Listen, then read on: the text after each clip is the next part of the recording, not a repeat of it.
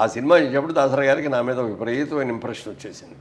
ఇటు చాలా బాగున్నాడు, సిన్సియర్గా చేస్తున్నాడు, ఎఫర్ట్ బాగుంది, టైమింగ్ బాగుంది అని చెప్పి అప్పుడు అన్నాడు అనమాట ఆయన. మురళి నిన్ను పెద్ద హీరోని చేస్తాను నేను. మీ ఒరిజినల్ పేరు రాజబాబు కదా, ఎవరు పెట్టారు మురళీమోహన్ అని? అంటే జగమేమయ్య చేసేటప్పుడు అందులో రాజబాబు గారు కూడా ఒక పెద్ద మంచి క్యారెక్టర్ ఆ సినిమాలో. అవునండి. అప్పుడు పూర్ణచంద్రరావు అన్నారు, మరి ఇద్దరు రాజబాబులు ఎలాగయ్యా, అతనేమో ఎస్టాబ్లిష్డ్ కమెడియన్, నువ్వు వచ్చి హీరోగా వచ్చి హీరో రాజబాబు కమెడియన్ రాజబాబు అంటే బాగుండదు కదా అని, నీ అసలు పేరు ఏంటన్నాడు.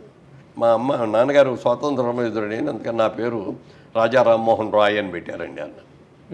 అని ఆ రాజా రామ్మోహన్ రాయ్ పొడిగా అయిపోయిందని రాజబాబు అనుకోవటం అలవాటు అయిపోయిందండి. బుక్స్లో కూడా అదే ఉంది. అప్పుడు ఆయన దీంట్లోంచి రాజా రామ్మోహన్ రాయ్లోంచి మోహన్ తీసి మోహన్ అని పెడదాం అన్నాడు.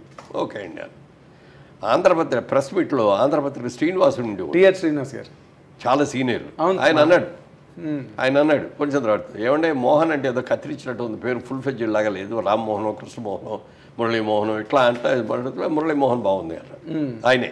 ఓకే, అది మురళీమోహన్ అనేది దాంతో ఆయన పెట్టింది, అప్పుడు వచ్చింది మాట అనమాట. ఓకే, సో ఇది చేసినప్పుడు దాసరి గారిని మాట ఇచ్చాడు నా సినిమాల్లో. ఆయన అప్కమింగ్ అప్పుడు. అవును సార్, 2 సినిమాలు, 3వ సినిమా, అది 2, 3 వచ్చినాయి. 2